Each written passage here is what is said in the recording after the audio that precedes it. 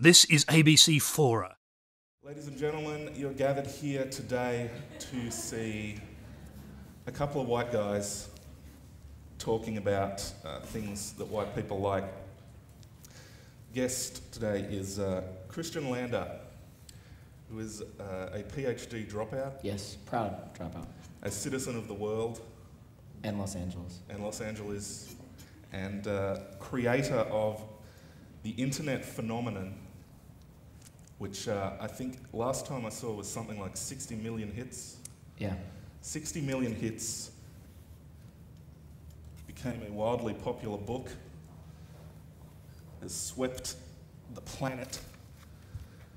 It's called Stuff White People Like, and he's here to talk with us about that today.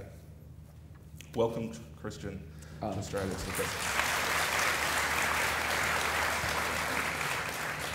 Now, let's go back. Okay. But we don't have to go back very far. We only have to go back, and this is amazing to me, January 2008. January 18th, 2008, That's just last year. Mm-hmm. Last year, and you decided to start a blog for some reason. Yes. So this is kind of the most ridiculous year of my life, and sort of what happened in that year. It's kind of unbelievable. It's an internet fairy tale to everyone who wants to be a writer, and I still can't believe it happened. So January 18th, 2008, sometimes when I get to give talks, I have a blackboard behind me, and I can write that date down because it's fairly important. So on that day, my friend Miles and I were having an instant messenger conversation about the TV show The Wire, which, as I understand, is pretty popular down here now, which is fantastic. So I hear. And Miles, who's Filipino, we went to high school together, said he didn't trust any white person who didn't watch the TV show The Wire. I don't question this, like, he's right, you know, neither do I, quite frankly, so from there, you know, as instant messenger conversations go, he was living in Vancouver and I was living in Los Angeles, we just started saying, well, what are white people doing instead of watching The Wire? We came up with things like, well, they're going to therapy, they're doing yoga, they're getting divorced. And it was that line, it was the getting divorced, which I just thought was so funny, that some white person's like, oh, I'd love to watch that show, but getting divorced again. I just don't have the time. And so I literally said, and Miles thankfully saved that instant messenger conversation, which is really important for legal stuff, so that I froze him out of the future projects. Yeah, White people take notes. Yeah, white people definitely like oppressing Filipinos. This is something that we've done for a long time. Continuing it and doing a really good job. But I actually said, that's it, it's blog time.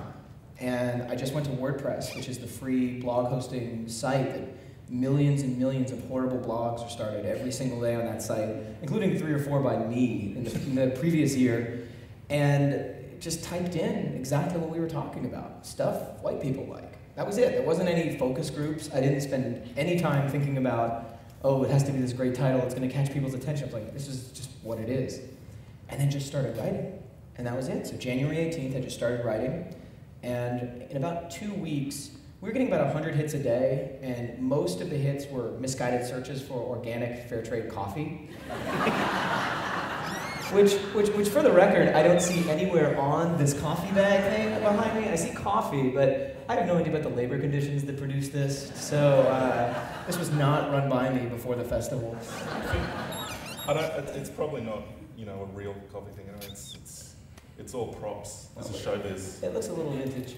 So that was the first little bit. And then when I got to, I don't know, 25 or 26 entries, I thought, okay, this is actually pretty funny. I'm going to send this to all of my friends. And I think all of my friends would probably fit into this section right here. So about 25 people. And I guarantee you the 25 people over here are much more powerful and influential than my friends.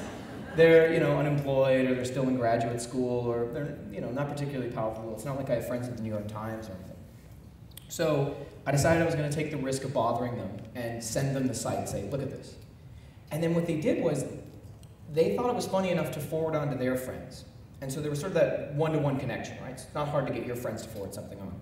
But the amazing thing was, their friends started forwarding on. Their friends who didn't know me.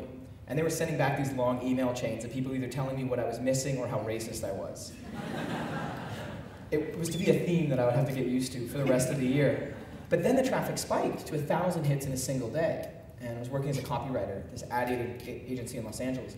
and I was sitting with the account executives, and the guy next to me was a junior account executive, and he says, you really need to put ads on here. You can make like $60 a month. And that naturally excited you. It's dinner, you know what I mean? Like, I was like, that's perfect. I'm gonna get dinner, and all I have to do is once, from then on, you started eating once a month. Yeah. Well, yes, we used to be graduate students, so when we got real jobs, we were able to eat multiple times a day. It was fantastic. And then, so from there, I decided, okay, so I have to register the domains, stuffwhitepeoplelike.com, and because I'm such a smartass, I registered .org too, because .org is used for nonprofit organizations in the U.S. And I was like this, I always wanted people to think that we were this nonprofit organization for the study of white people. But for the record, we are a for-profit organization for the study of white people. And so as soon as I registered those domains, it meant that the site no longer said stuffwhitepeoplelike.wordpress.com, it just said stuffwhitepeoplelike.com. And on that day, it was linked to from Comedy Central, which is America's big comedy channel that spawned South Park and Chappelle Show, from their main blog. And Good Magazine's blog, which is Al Gore's son's magazine. And so all of a sudden, the traffic spiked up to 30,000, and since I was hosting it on my own server, everything crashed. I'm like, great. You know what I mean? Like, this is awesome. You know, my ad revenue could have been like $100. You know what I mean? I was so excited for this. And so I called up the hosting service, and I said, what's going on? Why is this down? I'm paying you guys literally $6 a month to host this. I expect some damn service. And the guy's like, oh yeah, you completely obliterated the terms of service of this blog. This is, what are you running here? Some sort of e-commerce site? And I go, no, it's just a blog. And he pauses at the other end of the line. He goes, is it an adult blog? And I had to say, I'm like, no, it's just words and stock photos of white people. He's like, no, it's not. And then he told me how much it was going to cost to host it. And I was like, oh, I can't do this. So I went back to WordPress. So no ads on the site at all, because that's part of their policy. And so from 1,000 hits a day, that day it got up to 30,000 hits a day. And this was in mid-February. So about February 10th, this is all happening. So less than a month after I started this. And then from there it gets bigger and bigger and bigger. So it goes 30,000, 100,000, 200,000, 400,000, and eventually 800,000 in a single day. And while all of this is going on, all these media outlets are contacting me for interviews. So like NPR, the New York Times, the Los Angeles Times, the papers from back in Canada, like the Toronto Star, the Globe and Mail. And I'm doing all these interviews, and I'm crap at my job at this point, right? Like I'm not doing any work during the day. I'm just doing interviews all day long. And I really should have been fired. And then at the end of February, the agents started contacting me. So literary agents, and then eventually the talent agents from Hollywood, from the big 5 talent agencies, all wanted me to be represented by them. And so I live in LA, but I don't drive a car. I bike everywhere I go. Bicycle, not motorcycle, but bicycle everywhere I go. So biked up to Beverly Hills, met with some agents, and signed with an agent on March 1st. So again, that's why I write January 18th, 2008 on the chalkboard behind me. January 18th, I start this blog as a joke with my friend Miles. March 1st, I'm repped by a big talent agency in Los Angeles. March 31st, I have an American book deal. It's also the day I quit my job. It's a pretty good day. It's a household holiday in the Lander apartment. And so Random House was my publisher in the United States. They're very generous. They gave me 30 days to write the second half of the book. Which, coming from graduate school, was really no problem. I was like, what do you mean, no footnotes? No research? Yeah, no problem. This will be great. I'll just look in the mirror every day. So I finished the original manuscript was finished at the end of April, so I handed it in May 1st. Month of May was just going back and forth with edits and working on the flowcharts in the book, like how to name a white child, and where should I live, what's in that canvas grocery bag, and that sort of stuff. I found these enormously helpful. Yes.